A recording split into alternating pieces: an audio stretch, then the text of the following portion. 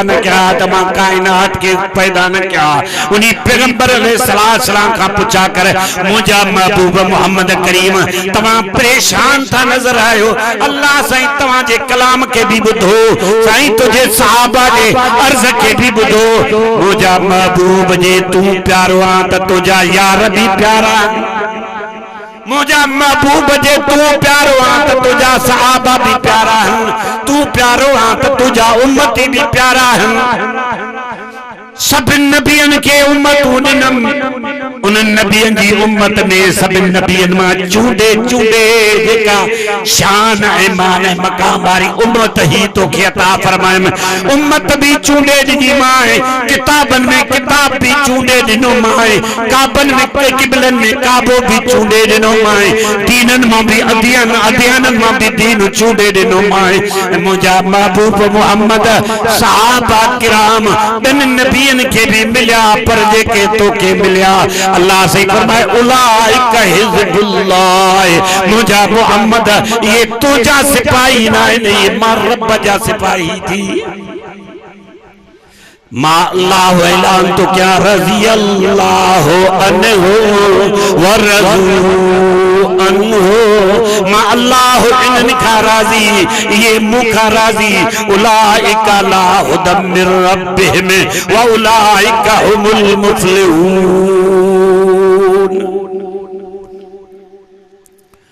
हुज़ूर अलैहिस्सलाम फरमायो तमूतून कमा तहयून, ताजे मथा मौत ये दो जेड़ी जिंदगी गुजारी बाकी एदो गदा गदो ककड़ू चीमा चीना फला फला इनमें अगर असा जी जिंदगी गुजरी वही ना अल्लाह से माफ फरमाए। फरमाए तो जे दुनिया में ज़बान ते लफ्ज पक्का होता मरण जे टाइम भी कंजी कुत्ते सा मोहब्बत ही, मरण जे टाइम भी my dog my dog my dog my dog dog अंग्रेजी में चवा कुत्ते के मुझो कुत्तो किथे आ, मुझो कुत्तो किथे आ। इन हाल में मौत जी मोहब्बत कुत्ते साई। अल्लाह जे नबी सल्लल्लाहु अलैहि वसल्लम फरमायो अल मरो मा मन हब, क़यामत जे दिहाड़े मान सा उठंदो जैसा मोहब्बत जे कुरान सा मोहब्बत क़यामत जी कुरान सा वारन सा कुरान वारन सा अल्लाह से अशर फरमाइंदो। त मुझे अजीज दोस्तो मुझे महबूब फरमायो तमूतून कमा तहयून, ताते मौत एड़ी हालत विंदो जेड़ी जिंदगी गुजारींदो। जिंदगी मस्जिद सा मोहब्बत अल्लाह से क़यामत दी उठाईंदो। जडे हिनका सवाल दीनो मलाक पुछंदो कब्र में मर रब्बुक मा दीनुक मन नबियुक, तुझो रब केड़ो आ। इन जी मोहब्बत नमाज इन जी मस्जिद सा मोहब्बत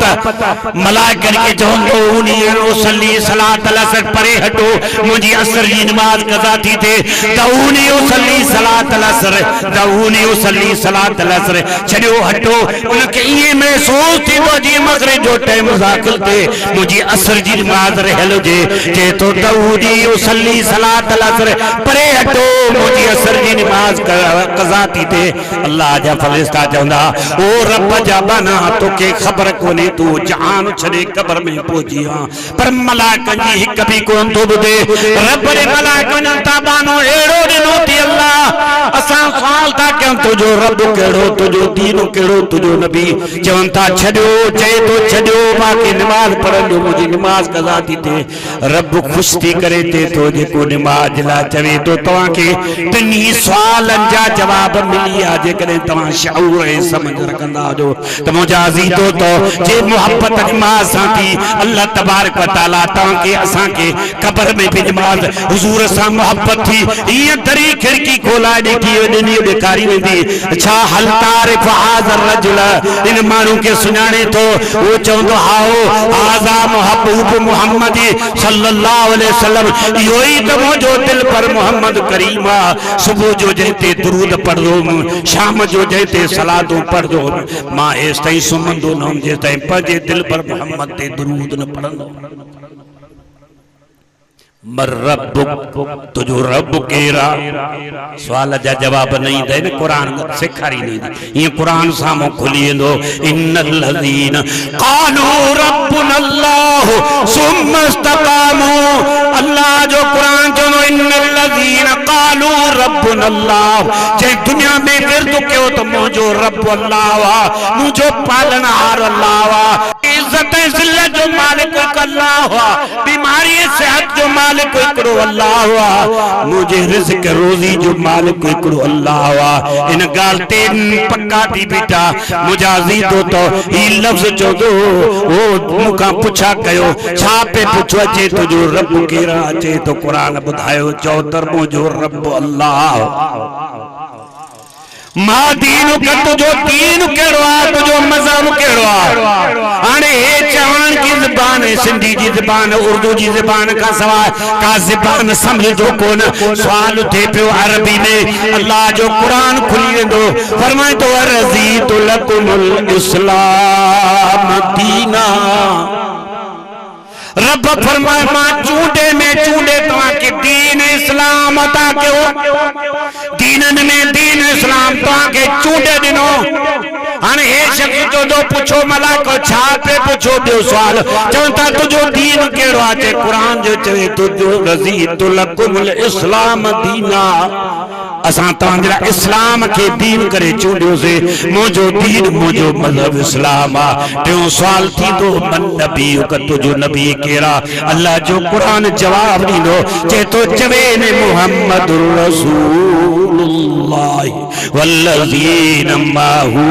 अशिद्दाउ अलल कुफ़ार रुहमाउ बैनहुम चए तो मुंहिंजो नबी मुंहिंजो रसूल हुआ जेको जंहिंजो नालो मिठो मोहम्मद करीम सल्लल्लाहु अलैहि वसल्लम जय मोहम्मद के सिद्दीक जेड़ा यार मिलिया जय मोहम्मद के जे फारूक जेड़ा वफादार मिलिया जय मिठे मोहम्मद जे यारन मां उस्मान ज़ुन्नूरैन जय मिठे मोहम्मद के हैदर कहा करार जड़ा बहादुर यार मिलिया मुझो रसूल मुझो नबी मोहम्मद करीम सल्लल्लाहु अलैहि वसल्लम मार जुपे के मल्ला जे नबी अलैहिस्सलाम फरमाए तमूतून कमा तहयून ताते मौत उन हालत में दो जेड़ी जिंदगी गुजारी दो जे जिंदगी दीन ते जिंदगी दीनदारन सा जिंदगी कुरान सा मोहब्बत में मसाजिद सा मोहब्बत में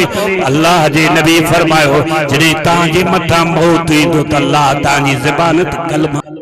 फरमाए मुझे महबूब करीम सल्लल्लाहु अलैहि वसल्लम फरमायो वतुशरून कमा तमूतून फरमाए परी जडे कब्र में उठाया वेंदो उन हालत में जेड़ी हालत में तुझो मौत थियो जे कलमे सा मौत आ जे कने सुठी गालन सा मौत आ थोड़ा अल्लाह जा खुश नसीब बना कजो नमाज में मौत थे तो कजो रुकू में मौत आ कजो सजदे में मौत आ कजो क़याम में मौत आ के हज दे वेंदे रस्ते में फौत पिया थन के उते बैतुल्लाह जो तवाफ कने मुंजी अखिन ॾिठी गाला अजीज हो तो एकड़े इलाके जा मानू इंडोनेशिया जो मानू आ खम्स जो दिहाड़ो आ रोजे टाइम रोज असर जो टाइम इनके रोज़ो तवाफ कंदे कंदे कंदे कंदे जडे 6 चक्कर पूरा करे तो 7 चक्कर अन्या पूरो करण वारो हो मिन जी वफात थी किरी पियो एड़ी जगह ते किरियो जो हाने पोते मोटाण उनी स्टेट ते जे खई पिया वनन मोटाण ॾाढो ॾुखियो वरी एडो ही चक्कर देवारे पो अॻियां जाते तवाफ जो चक्कर खत्म थींदो आ खुदा जी ज़ात जो कसम मां छड़ो न पर हाज़ रोई पिया ओ मुझा अल्लाह ओ मुझा रब जी मौत दी जाए तेड़ो 6 चक्कर पूरा चलने सतो रहलो खुदा जे पान त छड में पर सतो अल्लाह पार रहे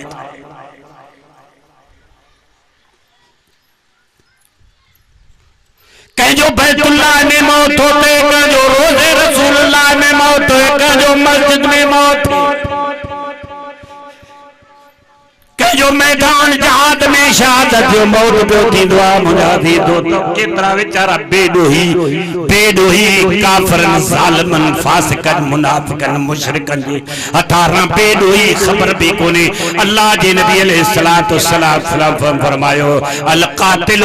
वल मक़तूल किलाहुमा फिन्नार। अल्लाह जे नबी फरमायो एकड़ा एड़े किस्म जा कातिल हुंदा कत्ल करण वारो भी कत्ल थियण वारो भी बई जहन्नम में वेंदा। सहाबा पुछा के या रसूल अल्लाह केर पान फरमाए जेके मुसलमान कलमे को पंजी जाती अनाते पंजी हसन साड़ दे करे मुसलमान ने मथो हथियार करे। अल्लाह जे नबी फरमायो मन हमल अलैना सला फलैसा मिन्ना को असां ते हथियार करे माना मुसलमान के नबी पान सा मिलायो फरमाए मुसलमान थी करे असां जे मुसलमान ते हथियार करे। अल्लाह जे नबी फरमाए न मुंहिंजो उम्मत या न मोहम्मद जो नबी फरमाए अल कातिल वल मक़तूल किलाहुमा फिन्नार। कत्ल करण वारो भी जहन्नमी ते कत्ल थियण वारो भी जहन्नमी। जेके बिना दो जे पंहिंजी अजीज करीबी रिश्तेदारी सिर्फ अनाज जे मसले ते जमीन जायदाद जे मसलन ते पान में छेड़ा करे कबे के कत्ल कंदा पिया मुझे नबी फरमाए हो भी जहन्नमी तो भी जहन्नमी। हुजूर फरमाए अल कातिल वल मक़तूल किलाहुमा फिल जन्नह। के वरी ऐलान कत्ल करण वारो भी जन्नती कत्ल थियण वारो भी जहन्नमी जन्नती नऊज़ बिल्लाह मिन्ना। फरमाए हो भी जन्नती। साहबा पूछा के या रसूल अल्लाह वे केड़ा खुश नसीब जो बई जन्नती। पान फरमायो तो हुन जो भी मकसद नेक हुजे हिन जो सिर्फ समझ जी भुल में हो तो समझे शायद ये हुक्म गलत है हालांकि सही है ये तो समझे शायद हो अगलो गलती पिया दीन ही तो चवे हाने बिना समझ जे पान में विड़ी पिया मतलब बिन जो अल्लाह जे कुरान जी बाला दस्ती अल्लाह जे दीन जी बाला दस्ती हो। अल्लाह जे नबी अलैहि सलाम फरमाए किलाहुमा फिल जन्नह ये बई टोला जन्नत में वेंदा। हुजूर फरमाए वतुहशरून कमा तमूतून वरी जने कब्रां में हो महशर दे मैदान में उतारिया वेंदो। फरमाए रा जो हशर वही थींदो जेड़ी तरह ता जो मौत थियो हुंदो जे कलमे ते मौत आ कलमे वारी सूरत में नमाज ते मौत आ नमाज वारी सूरत में। हजरत इमाम गजाली फरमाए तो अगर को शख्स ता माचे मुझो मौत नमाज सूरत में दिल चे थी तसा मरो तसा नमाज की सूरत में जो इमाम गजाली चे तो सब जे लाइ नामुमकिन है पर हिकड़ी गाल है सुबह जी नमाज पढ़ी निकली वनो रब खां दुआ करो मुझा अल्लाह ज़ोहर जी नमाज जमात सा नसीब कजा। अल्लाह ज़ोहर जी नमाज हाने बार घड़ी के दिसे तो बार घड़ी दे तके तो टाइम केतरो थियो फिक्र नमाज जो तक ज़ोहर जी नमाज जमात सा नसीब थे। इमाम गजाली फरमाए तो जे करे हाने इनी ज़ोहर असर दे विच पांजे घर में मौत होत पांजे दुकान ते मौत होत जदी खुदा इन बाने के नमाज में उतारी। हुजूर फरमायो ना सत शख्स क़यामत जी अल्लाह जे अर्श जे साए में हुंदा एकड़ो वो शख्स बिया रजुल क़ल्बहु मुअल्लकुल लिल मसाजिद एड़ो मानू जंजी दिल मस्जिद से अटकल होजे। ज़ोहर पढ़ी आयो हाने असर जो फिक्र घड़ी नेट फिटाए वरी टाइम तुझे अन्या कलाक पियो वरी फिटाए चल अन्या दो कलाक पियो। हुजूर फरमाए यो घर में भी मौत उनके थियो। इमाम गजाली तो फरमाए तेनी के अल्लाह से क़यामत जी उठाइंदो उम्मीद कवी आ त अल्लाह उनके नमाज सूरत में मौत अता फरमाए। छो हुजूर अलैहि सलाम फरमायो जुमे का जुमे ताई विच में जेकी गुनाहन उनन जो कफारो आ ईद का ईद ताई विच में जेके गुनाहन उनन जो कफारो आ रमजान का बे रमजान ताई यो विच में जेके गुनाहन उनन जो कफारो आ नमाज का बी नमाज ताई विच में जेको टाइम आ यो गुनाहन जो कफारो आ। त मुझा अजीज तो हुजूर फरमाया दुनिया मजरतुल आखिरह दुनिया आखिरत जी पोखत मुझा अजीज दोस्तो साहबा ने अर्ज को या रसूल अल्लाह असा के ही गमा अल्लाह से कुरान मोकलियो मुझा महबूब मोहम्मद सोना पंजे उम्मतन के ही वनी दुआ सिखार चैन रब्बना आतिना फिद दुनिया हसना व फिल आखिरति हसना व किना अज़ाबन नार। ओ मुझा महबूब चैन मुझे अज़ाब जी सख्त सही कोन सगंदा ता पांजे अज़ाब छोटा करो मुझा महबूब जे तू प्यारो आ त तुझी उम्मत भी प्यारी आ। दोस्तन जा दोस्त भी प्यारा हुआ अल्लाह जे नबी मोहम्मद सल्लल्लाहु अलैहि वसल्लम के उम्मत प्यारी ही मोहम्मद जे करे अल्लाह के हुजूर जी उम्मत भी प्यारी फरमाए पंहिंजी उम्मत के जो नमाज जी पाबंदी करनी माला बगैर हिसाब किताब जी जन्नत रवानो कंदो मान या तो आखिर जी तैयारी बा सब का पेरा के तो रोजे महशर की चांग दाद बुवदे अवली पुरुष शे नमाज बुवदे क्या मजो दिहारो जने सारी कायनात इस तराबियत की हालत में परेशानी की हालत में गम फिक्र की हालत में हुंदी पगरन में प्या बुडंदा पगरन में प्या तरंदा पेरिया पेरिया जेकर अल्लाह जे तरफ ती त नमाज जी पुछा ती नमाज उछा हुजूर फरमाए इजा सलात सलातु सलहल अमाल कुल्लु अल्लाह पेरिया नमाज तोरी दो बाने जी नमाज दुरुस्त न की यानी बिन कमल में बिन अमलन में कमी कोताही रही अल्लाह जे सच्चे पैगंबर वो पैगंबर जो ज़बान मा लफ्ज निकले रब फरमाए वो मा यंतिकु अनिल हवा इन हुवा इल्ला वहयु युहा मुझो दिल पर मोहम्मद पर तरफ गालाइंदा भी कोन ज़बान मोहम्मद करीम जी हुंदी अल्फाज रब जा हुंदा उन्हीं पैगंबर अलैहिस्सलाम फरमायो जंहिंजी नमाज ठीक निकती बिल फर्ज नमाज फर्जन में कमी थी अल्लाह चौंदो बाने जी नफलन के तोरियो मलाइको पर फर्ज जो दर्जो दई पढ़ियो नफल है पर अल्लाह जी मेहरबानी थी रब फरमाइंदो इन नफलन के फर्ज जो दर्जो दई करे तोरियो मजो मन मजो बानो जन्नत में रवानो थी तो मुजाहिद तो हुजूर अलैहिस्सलाम फरमायो दुनिया मजरतुल आखिरह दुनिया आखिरत जी पोख अथव इते जेका शे पोखींदो कणक लाबारो बिल कणक जो कंदो पोखींदो कणक रेट भी कणक जा पुछाईंदा वतो मुजाहिद तो कयो असां चणा वरी पुछाईंदा वतो तूरी जो रेट ये कदे भी न थींदो आ जेकी शे हुंदी आ उन जो रेट पुछाइबो नबी फरमायो दुनिया मजरतुल आखिरह दुनिया आखिरत जी पोख अथव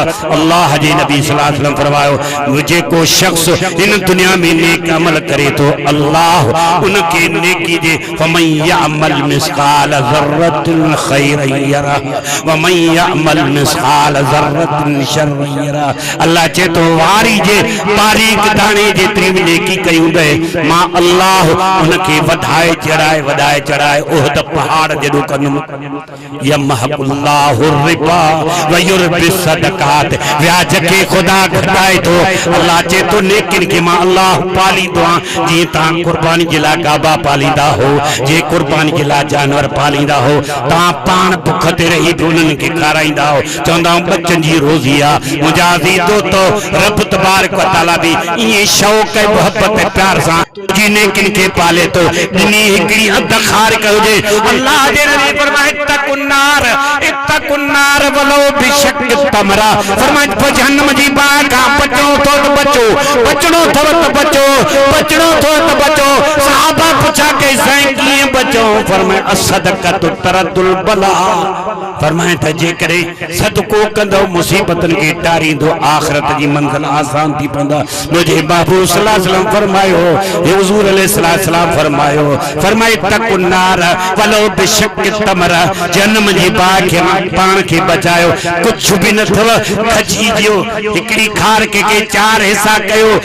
एक सौ पान खाओ एक सौ बच्चन के खारायो एकड़ो घरवारी के खारायो पान फरमाए एकड़ो अल्लाह जी राह में सदको कयो हुजूर फरमायो तू कयो त खार कजो चौथो हिस्सो आ पर क़यामत दी अल्लाह जने सवाब अता कंदी ओ त पहाड़ जदो अल्लाह सवाब अता आखिरत हासिल करण सफा अब सजो डी गुनाह में गुजरे थो ना रात जो सुमण का पहिरियों पिशेमान थी छड़ो चो मुझे अल्लाह माके माफ हुजूर फरमाया ताइब मिन ज़ंब कम ला ज़ंब लहू गुनाह का तौबा करण वारी मिसाल जन कयो ही हुजूर अलैहिस्सलाम फरमायो मन काल ला इलाहा इल्लल्लाह दखलल जन्नह मन काल ला इलाहा इल्लल्लाह दखलल जन्नह मन काल ला इलाहा इल्लल्लाह दखलल जन्नह जय ला इलाहा इल्लल्लाह चे जन्नत में वेंदो जन्नत में वेंदो जन्नत में वेंदो एकरो साहबी उठी बीठो अवलो ज़ानियुन अवलो सारिकुन अवलो ज़ानियुन अवलो साइयुन में बुराई हुजन ज़ानी हुजे या चोर चोरी कंदड़ हुजे मुझे नबी फरमायो अलैहिस्सलाम यहतिम मा कान क़ब्ला हुजूर फरमायो कलमे में अल्लाह इहो तासीर रखियो आ जिंदगी जा सब गुनाह धोई करे कलमो खत्म तो करे पर कलमे जे पढ़न जे करे अल्लाह जेतरा गुनाह कयई ओतरी नेकियूं तो लिखाए अब कलमो पढ़ो तो ॾिसो घणी देर थी जेको तकड़ में पढ़ी वञे भला कलमो तो चवां कलमो माशाअल्लाह बआवाज आया ला इलाहा